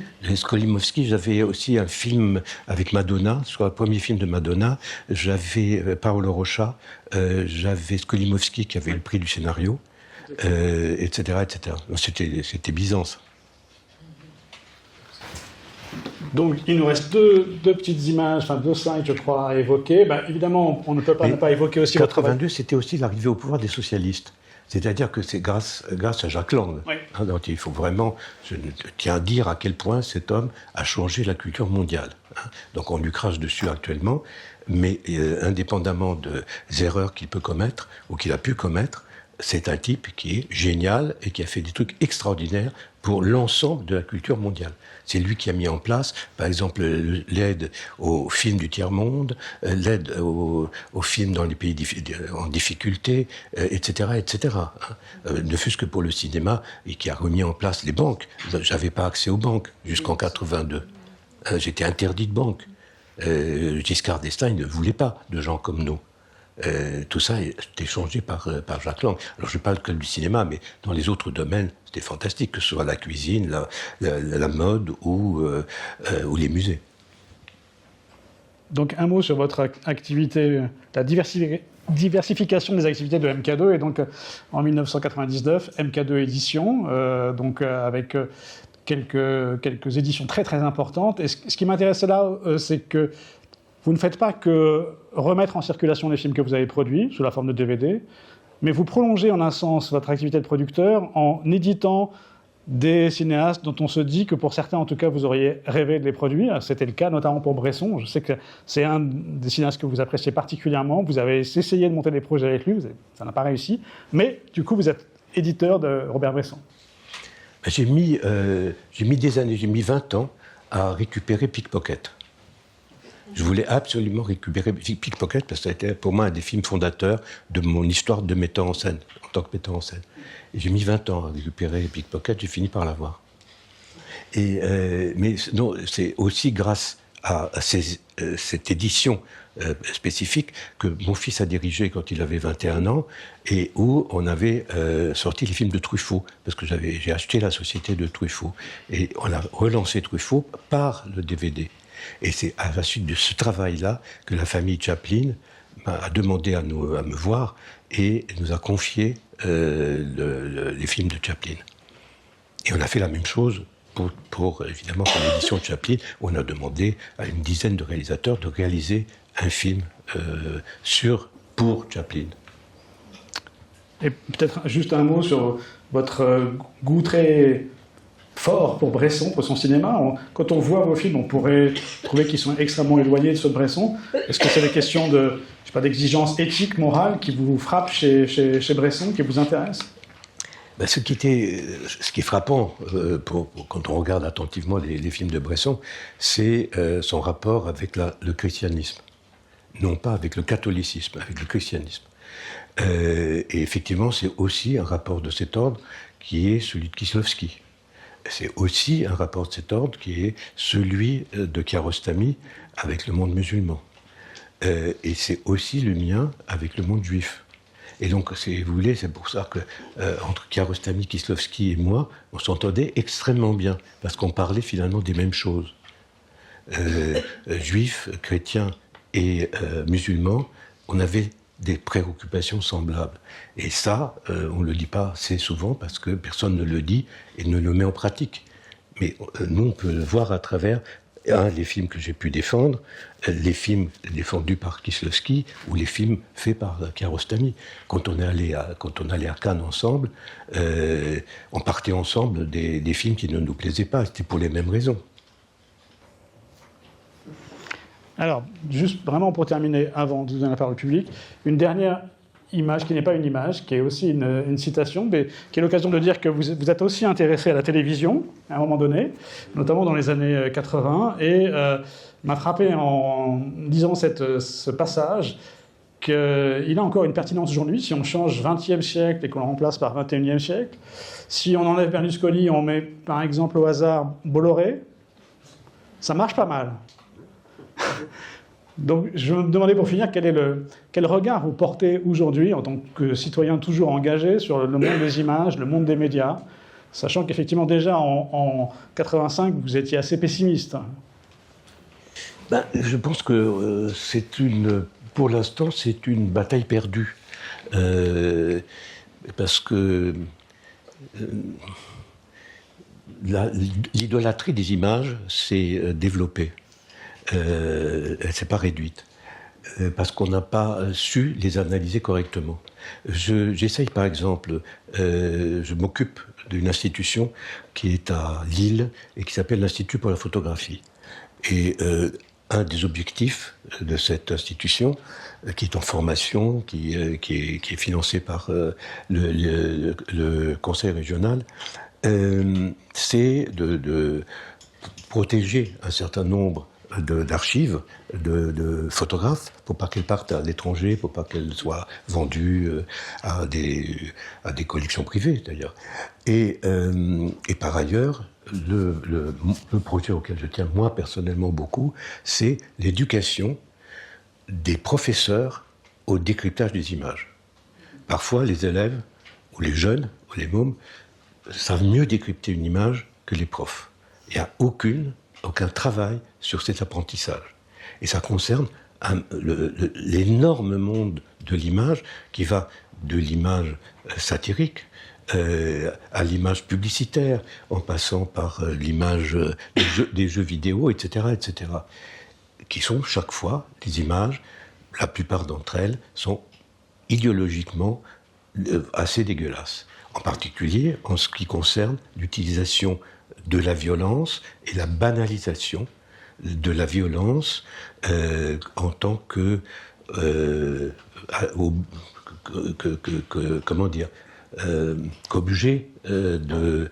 d'attirance pour des spectacles qui sont indécents dans le non-respect des corps. C'est quand on voit, par exemple, dans un film comme Pulp Fiction, ça je l'ai aussi raconté souvent, une cervelle éclatée dans une bagnole et les mecs se marrent dans la bagnole, mais les spectateurs se marrent aussi. Je pense que c'est quelque chose d'extrêmement dangereux et pénible parce qu'il y a un interdit ou du moins une obligation pour moi du respect du corps humain qui est absolue, surtout à partir de l'expérience non seulement de la Shoah, mais des différents génocides auxquels on s'est livré depuis la guerre. Donc le corps humain, on n'y touche pas, on le respecte. Et l'image est devenue, dans son ensemble, actuellement je regarde beaucoup les séries américaines, c'est un désastre. C'est à quel point c'est addictif dans la violence et dans le massacre, c'est épouvantable. Donc je pense qu'il faut effectivement lutter contre ça, mais la bataille est pour l'instant perdue. Merci, on a presque respecté le timing, donc il nous reste 25 minutes pour passer la parole à la salle. Nous allons faire circuler le micro pour qu'on vous entende bien. Donc je ne sais pas s'il y a déjà des personnes qui souhaitent prendre la parole, poser une question à Marine Karmitz. Alors, je vous amène le micro. Excusez-moi. Merci beaucoup pour le débat. Je voulais vous demander, parce que vous avez commencé avec Joseph Koudelka et avec la photographie des pays de la Tchécoslovaquie. Et ça m'a beaucoup émue parce que mes parents sont immigrés de la République tchèque après l'invasion des Russes en 68. Et je pensais, votre parcours est très politique. Et qu'est-ce que vous pensez aujourd'hui? Est-ce que dans les films, la situation politique qui est je dirais, d'une gravité, de nouveau, assez surprenant pour moi, historiquement. Est-ce que c'est bien, comment on dit, réfléchi dans les films contemporains? Je trouve qu'il y a une certaine banalisation par rapport, si on voit comment travaillait Boltanski, Kondelka, Wisniewski, Kieslowski aussi. Ou peut-être c'est une idéalisation des années 60. Ouais, j'aimerais savoir votre avis sur ça. Écoutez, moi je n'ai pour l'instant pas vu l'équivalent des 10 commandements de Christophe Kieslowski. Et pourtant, les commentaires sur les 10 commandements, à la limite, chaque cinéaste pourrait les faire. On pourrait faire 10 fois 10 commandements. Ça serait des films totalement différents. Mais j'ai vu que très peu d'approches de ce type, malheureusement. Alors, il existe un peu dans des cinémas, justement, qui sont comme le cinéma iranien. C'est pour ça que je me suis beaucoup attaché au cinéma iranien ou au cinéma d'Amérique latine. Dans ces cinémas-là, où il y avait pas d'argent, des ayatollahs, et comme seul exemple, le cinéma américain. Il y avait ce besoin de dire des choses et d'exprimer qui est resté très, très important. Et surtout aussi la capacité qu'ils ont d'inventer d'autres formes de production qui justement transforment les contraintes en liberté. Et ça, c'est dans tous ce qu'on peut appeler le cinéma du tiers-monde, ou les cinémas sous tutelle totalitaire. Mais c'est d'abord c'est difficile. Ils prennent des risques chaque fois, des grands risques, et il n'y a pas grand monde non plus dans le monde occidental pour défendre ces films-là. C'est pour ça que je disais du bien, pas seulement pour ça, mais en tout cas je citais Jack Lang parce que la France a contribué sous la politique de Jack Lang à une aide considérable pour ces cinémas de l'ombre, pour ces cinémas de la censure. Les films de Kiarostami n'ont quasiment jamais été vus en Iran. Déjà, il faut que le producteur ne se prenne pas pour le réalisateur. Mais c'est très important, parce qu'il y a des tentations comme ça de faire le film à la place des autres. Parfois, c'est les opérateurs qui se prennent pour des réalisateurs, les acteurs aussi. Et ça, c'est une catastrophe, parce que c'est le film de personne dans ces cas-là. Donc, il faut rester à sa place. Et il faut rester à sa place qui est celui d'aider ce film à exister. Il faut aimer le réalisateur, le sujet, l'équipe, et faire front avec eux. C'est vraiment indispensable. Un producteur, c'est quelqu'un qui unifie, qui est la première cible, si vous voulez, de l'équipe, parce que c'est lui qui a l'argent. Et donc, si vous voulez, le problème vient souvent de mécontentement autour des défraiements, des heures supplémentaires, de la fatigue, etc., etc. Et toute la difficulté, c'est de ne pas se désigner comme cible. Donc, de ne pas être la cible, et donc d'éviter qu'il y ait justement des cibles. Je racontais l'autre jour cette histoire formidable de producteurs américains qui désignaient une cible et engageaient un figurant pour jouer un rôle dans le film, en lui disant, à la moitié du film, quand l'atmosphère va se dégrader, quand les mécontentements vont monter, je vais vous foutre à la porte. Et comme ça, c'est pas moi qui serai la cible, c'est vous qui serez la cible à ma place. Donc bon, c'est pas tout à fait ma façon de voir, mais il y a aussi cette façon-là de faire. Merci. Oui, bonjour et merci pour cet entretien. J'aurais aimé en savoir un peu plus sur MK2, les salles MK2. Je crois qu'il y en a dans un autre pays, en Espagne. Et est-ce que, ou je me trompe peut-être, et quelle est la difficulté de mettre plus de salles hors de France? Au départ, en ce qui concerne la France elle-même, on est resté à Paris, on reste à Paris, de façon à ne pas être obligé de programmer les salles par rapport à des salles de périphérie ou de province, qui sont dans un contexte de programmation complètement différent des habitudes qu'après beaucoup d'efforts, j'ai participé à donner aux spectateurs, à savoir la version originale.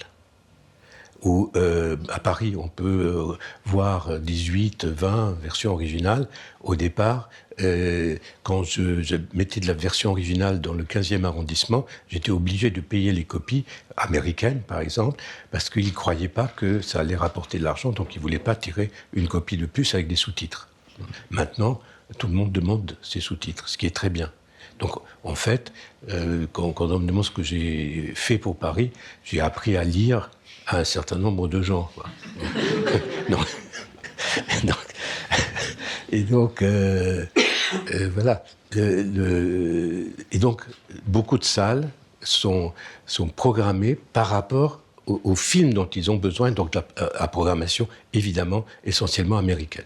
Le problème en Espagne, c'est notre problème en Espagne, c'est que le cinéma espagnol dépend à 80, parfois 90% des films américains. Et quand il n'y a pas de film américain, c'est une catastrophe. C'est-à-dire que toutes les salles s'écroulent.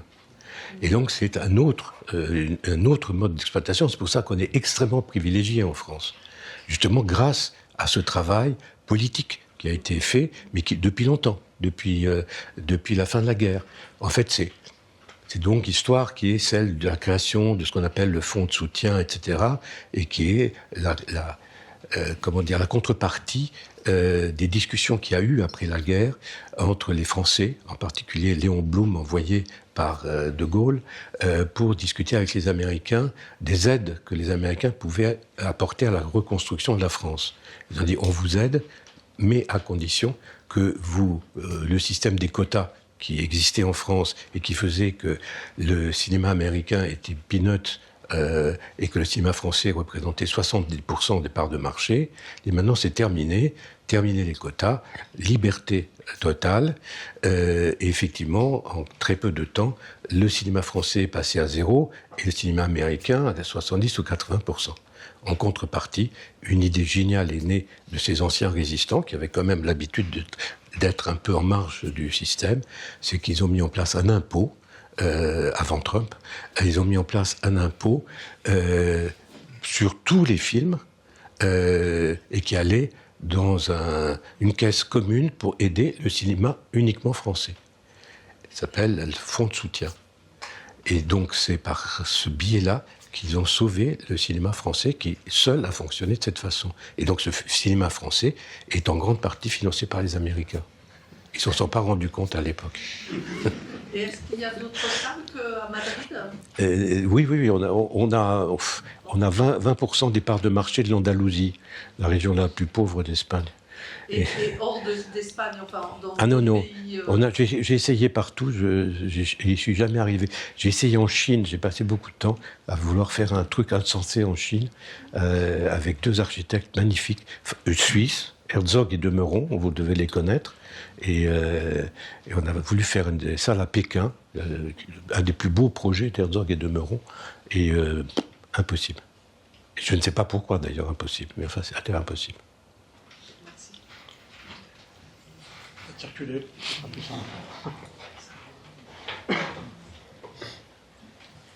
Bonjour et merci de tous ces films. Vous avez parlé de manière très concrète de votre rapport aux réalisateurs et expliqué aussi votre manière de travailler avec eux. Moi j'avais une question par rapport aux interprètes, sachant que beaucoup de films que vous avez produits ont permis je pense particulièrement des acteurs et des actrices du cinéma français d'obtenir toute une série de récompenses assez prestigieuses. Et je me souviens notamment d'une fois que vous avez évoqué le fait que Claude Chabrol n'avait jamais reçu de César. Et si j'ai bonne mémoire, c'est Isabelle Huppert qui lui a rendu hommage lorsqu'elle a reçu son premier César de la meilleure actrice en 1996. Elle avait, pour la cérémonie, un film que vous avez produit, Elle avait remercié, elle vous avait cité vous d'abord pour dire le talent avec lequel on vous connaît de manière à produire des films, et puis elle avait dédié son César à Claude Chabrol. Et on a le sentiment, en regardant la production de toute une série de films, que c'est aussi vous qui avez permis de construire cette relation assez exceptionnelle, précise notamment avec Une affaire de femme. Alors est-ce qu'il y a dans votre regard sur votre carrière un lien particulier avec les interprètes, actrices et acteurs du cinéma français d'ailleurs? La co-scénariste de la cérémonie est présente dans cette salle. C'est Caroline Eliachev qui a aussi écrit le scénario de Merci pour le chocolat, tourné ici à Lausanne. La relation avec les acteurs, c'est, comment dire, c'est la confiance et l'estime qu'on peut avoir les uns pour les autres. Je crois que quand on travaille dans une certaine harmonie, dans une certaine relation de confiance, ça se sent à l'écran. C'est-à-dire qu'il y a des choses invisibles. Quand la haine est sur le plateau, ça se sent aussi. Et que je crois qu'il faut aider à aller dans ce sens-là. Donc il faut être par exemple très vigilant à faire en sorte et très attentif à ce que le fonctionnement de ces artistes qui sont parfois très angoissés, qui sont parfois pas bien, il faut être très vigilant et très présent pour résoudre des problèmes, que ce soit les leurs ou celles de la maquilleuse. C'est parce que l'angoisse de la maquilleuse peut se traduire chez la star. Donc il faut regarder ça de très près. Par exemple, autre regard, j'ai fait un film avec Claude qui s'appelle L'Enfer, où c'était Emmanuel Béard. Et Claude ne voulait pas regarder deux choses. Donc c'est moi qui m'en occupais. Il ne voulait pas regarder les costumes et il ne voulait pas regarder les décors. Et donc moi ça m'amusait bien. Et donc je choisissais, par exemple, pour Une affaire de femme, j'ai choisi à Dieppe les plus petits décors que j'ai pu trouver. Et bien les plus petits, c'est des appartements vraiment habités par les pauvres, encore maintenant, à Dieppe. Tout ça pour l'obliger, j'ai prévenu, j'ai dit, j'ai choisi ce qu'il y a de plus petit. Il y a toi et la caméra qui peuvent rentrer là-dedans et l'acteur, et c'est tout. Bon. Donc, débrouille-toi avec ça. Est-ce que tu es foutu de faire de la mise en scène avec ça? Et ça l'a amusé. Et ça, c'était une contrainte. Oui, c'est de cet ordre que se peuvent se faire les choses. C'est par une espèce de jeu intelligent, si vous voulez. Ou du moins, je fais appel à son intelligence. Et dans L'Enfer, moi, je me souviens d'Emmanuel Béard, elle avait choisi des chaussures compensées. C'était à l'époque, je sais pas, à des années 40, les femmes avaient des chaussures compensées. Des espèces de grosses semelles, ça faisait des espèces de jambes absolument horribles. Et bon, et j'ai dit, c'est impossible. C'est impossible. Je pense que ce qui est, par exemple, grave dans un certain nombre de films, c'est que les films se datent par les costumes. Exemple concret, Les Valseuses. Je ne sais pas si vous vous souvenez de ce film. Il y a des pattes d'éléphant. Ils ont des jeans avec des pattes d'éléphant. Et ben le film est daté à cause de ça, alors que tout le contenu de ce film est assez étonnant. Et il fait encore scandale maintenant. Il fait encore beaucoup plus scandale maintenant qu'à l'époque. Et donc il faudrait leur couper les pattes d'éléphant, ça serait beaucoup mieux. Et pour moi, c'était cet exemple-là. Et Emmanuel Béard, avec ses talons compensés, était en train de détruire le film et de le figer dans les années 40. Alors qu'il s'agissait d'un film sur la jalousie et qui est aussi valable maintenant. Un homme jaloux de sa femme, ça existe encore maintenant. On le voit tous les jours.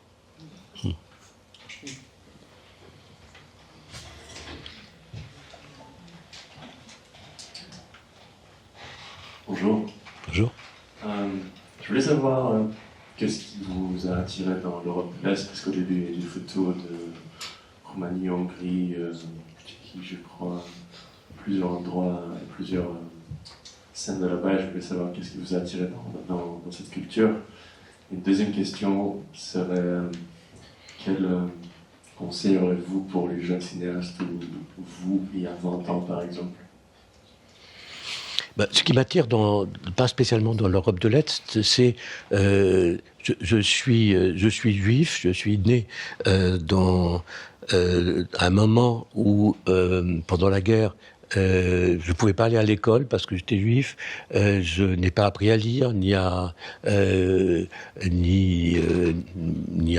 écrire, jusqu'à ce que j'arrive en France. C'est en France que j'ai appris à lire et à écrire. J'ai pas été à l'école jusqu'à l'âge de 9 ans. On était dans un système où il n'y avait pas de ghetto, mais en même temps, il n'y avait pas envie de voir des juifs non plus dans la rue. Donc, ces gens-là, c'est des gens qui ont tous été sans doute tués. Parce qu'un kibbutz, les photos de kibbutz en 1938 en Pologne, c'est quand j'ai découvert ces photos, je me dis c'est pas possible. Qu'est-ce que c'est que cette histoire? Un kibbutz en 38 en Pologne. Bon. Et effectivement, c'était des kibbutz de préparation pour le départ d'un certain nombre de juifs polonais vers la Palestine. Ils n'ont sans doute pas pu partir, ils ont sans doute été tués avant de pouvoir partir. Pareil pour les photos de Vichniac, ce sont des survivants éventuellement, mais il n'y a même pas de survivants. Donc si vous voulez, je suis très attaché à l'histoire de toutes ces communautés qui ont disparu. C'est un monde disparu. Donc on parle de monde disparu, mais quand on parle d'un monde disparu, c'est pour le faire vivre, en ce qui me concerne. C'est-à-dire que, si vous voulez, je n'ai pas du tout l'intention d'accepter cette disparition, et je me bats depuis toujours pour, en faisant du cinéma, entre autres, ou de la politique aussi, pour que survive cette mémoire et qu'elle nous serve à quelque chose qui empêche d'autres massacres de ce type. Ça, c'est pour la première réponse. Et ensuite, pour un jeune cinéaste, c'est pour un jeune tout court, si vous voulez, qu'il soit cinéaste ou pas, je pense que si il est dans une position où il prend conscience de sa responsabilité en tant que citoyen, en tant qu'homme, à l'égard des autres hommes, des autres femmes, et qu'il est un responsable, deux, qui se met en position de résistant, à savoir faire en sorte de ne pas accepter un certain nombre de choses qui sont actuellement proposées, comme l'endoctrinement idéologique qu'on voit sur un certain nombre de sujets, si vous voulez, cette façon absolument insupportable qu'il y a d'exclure ceux qui ne sont pas d'accord avec vous d'un certain nombre de groupes politiques. Je fais référence actuellement très clairement à LFI, en considérant que la lutte contre l'extrême droite, il faut évidemment la mener, mais qu'on l'avait déjà menée. Donc, moi, je me bats contre l'extrême droite depuis l'âge de 15 ans, où je me faisais casser la gueule quand je distribuais l'humanité sur les marchés de Levallois-Perret. Mais maintenant, c'est pas l'extrême droite qui va me casser la gueule, c'est l'extrême gauche, soi-disant extrême gauche, qui va me casser la gueule parce que je ne suis pas d'accord avec leur façon d'être antisémite, par exemple. Et ça, je trouve ça inacceptable. Et ça, je m'adresse aux jeunes, actuellement, ceux qui sont, entre autres, dans cette salle, en disant, vous avez à réfléchir à ces sujets. Vous avez à discuter de ces sujets. On vous impose pas de défendre les juifs, c'est pas de ça dont il s'agit. Il s'agit de savoir à quoi tout ça correspond et à quoi ça va mener. Et est-ce qu'il n'y a pas d'autres solutions, d'autres possibilités et d'autres façons de dire non, et de dire non à des choses qui ne sont pas, ils n'entrent pas dans un système idéologique d'exclusion violente et de mensonges permanents. Excusez-moi, je suis véhément, mais je pense que c'est absolument nécessaire de le dire au sein d'une université. Mais c'est pour être discuté, par ailleurs. C'est pour être discuté. C'est anecdotique, donc je la poserai si j'arrive à vous souligner quelque part. J'aime autant opiner sur ça, qu'une question précise sur la production d'un film. Mais je précise bien encore que ce que je dis là, c'est fait pour être discuté. C'est pas que je vous l'impose. Je dis, soyez responsables, discutons et soyez conscients de l'histoire qui vous amène là. On part de quelque chose qui est une histoire, intégrez cette histoire, réfléchissez à cette histoire et transformez-la en quelque chose de vivant pour l'avenir.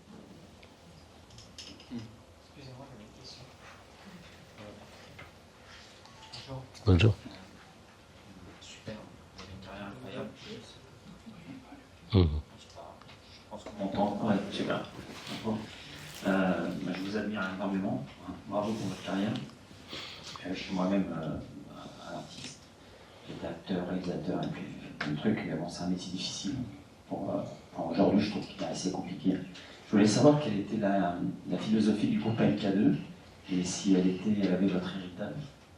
C'est-à-dire dans cette liberté d'expression, le don aux artistes, enfin, de laisser s'exprimer.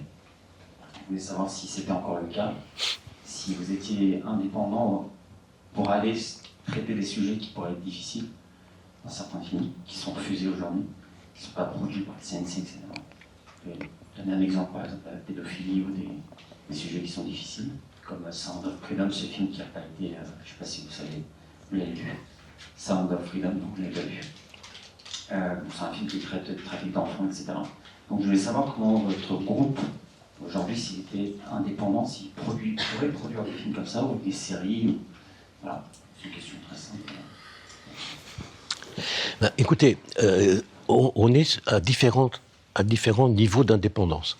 Par exemple, quand on est exploitant, je pense que c'est comme une librairie, à savoir que même si, dans un premier temps, premier choix, on essaye d'éviter, par exemple, tous ces films dont la violence devient une propagande pour tuer l'autre, en gros.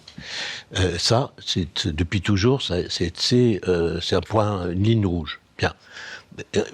Or, ce type de film, on a une responsabilité de ne pas être des censeurs. Bon, on ne peut pas reprocher aux autres d'être des censeurs et de devenir à notre tour. Donc, on a une responsabilité d'essayer de choisir les meilleurs films parmi ceux qui sont présentés et que ce soit dans un schéma complet de possibilités de choix. Bon. Et par ailleurs, de mettre l'accent dans des salles plus petites, dans des sorties plus petites, etc., sur les films les plus pointus qui pourraient sortir sur 2, 3 salles ou 4 salles. C'est très compliqué parce que les gens ne maîtrisent pas vraiment bien, la plupart du temps, les distributeurs ne maîtrisent pas vraiment bien leur métier et ils veulent plus de salles pour pouvoir faire plus de recettes, alors qu'ils pourraient faire plus de recettes en faisant un film d'1h45 au lieu de 2h10. Ça leur ferait une séance de plus et ça leur ferait 25% plus de recettes en ayant une séance de plus. C'est aussi bête que ça. Bon, vous voyez, je veux dire, ce genre de choses anecdotiques, mais finalement importantes. Par contre, quand on est producteur de films, là, il faut être très cohérent avec ce que nous avons à dire ou à accepter de dire sur une société. Et là, je suis très heureux, très fier de ce que font mes fils, parce qu'ils sont totalement... je pense qu'avec leur mère, on a peut-être réussi une éducation dont on est fier, qui est qu'ils reprennent notre éthique, les bases sur lesquelles s'est construit cette histoire d'MK2 et qu'ils la revendiquent complètement.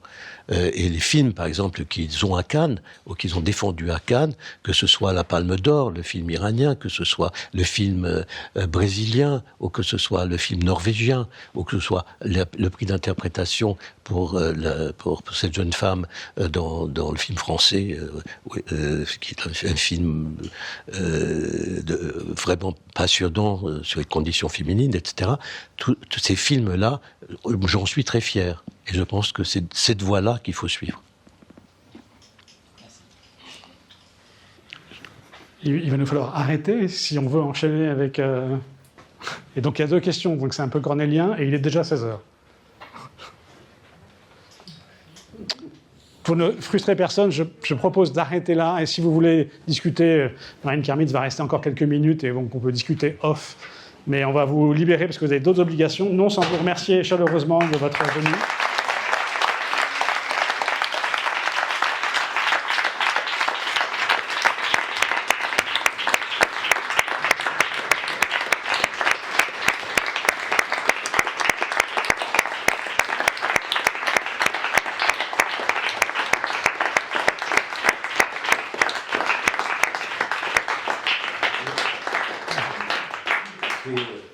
un travail formidable. Hein. On le reconnaît.